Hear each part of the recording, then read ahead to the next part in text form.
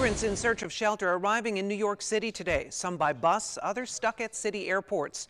New York Republican lawmakers are now proposing legislation to address what they call a migrant crisis. Our Capitol correspondent, Amel Taligi, has more on that legislation. This past year, busloads of migrants were transported to New York City. As the number of migrants continue to rise, Mayor Adams recently proposed to send some migrants to Rockland and Orange County. Both county executives responded by declaring a state of emergency. Senate Minority Leader Rob Ortt weighs in.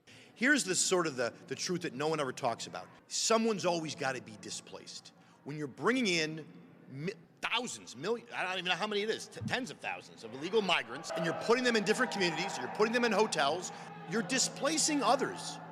You're taking resources from others. There's no two ways about it.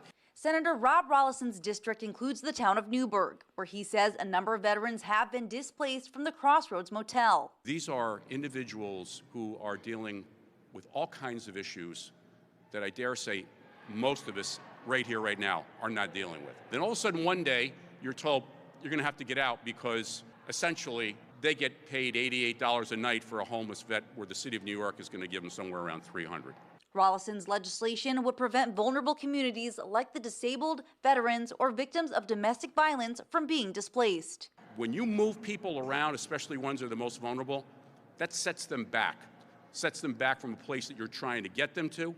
And it's just not fair. And Senator Bill Weber, whose district occupies Rockland County, is proposing legislation that will give control to local municipalities to issue a state of emergency that would supersede the state. So this way the state can't come in and override the local states of emergency that we had to, again, do, and what other future counties may have to do itself.